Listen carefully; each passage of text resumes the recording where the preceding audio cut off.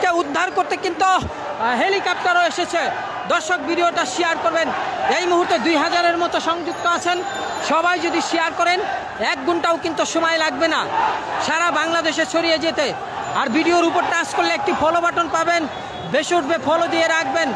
জনমুক্তি আন্দোলন, এই রিক্সা ভাই একটু এদিকে আসেন। জনমুক্তি আন্দোলন সব সময় কিন্তু রাজনৈতিক লাইভ দিয়ে থাকে। দেখুন একই জায়গায় দাঁড়িয়েছিলাম, কত বড় মিছিল, কি পরিমাণ মিছিল ছিল সেটা কিন্তু আপনারা দেখছেন।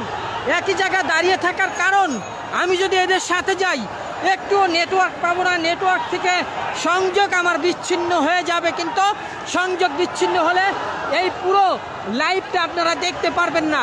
আর লাইভটা কিন্তু শেয়ার করে রাখবেন প্রোফাইলে, কারণ যখন মোবাইল ডাটা স্বাভাবিক হয়ে আসবে সারা বাংলাদেশের মানুষ দেখবে যে আজকে শাটডাউন যে ঘোষণা হয়েছে, এই শাটডাউনে জনগণের চাওয়া কি।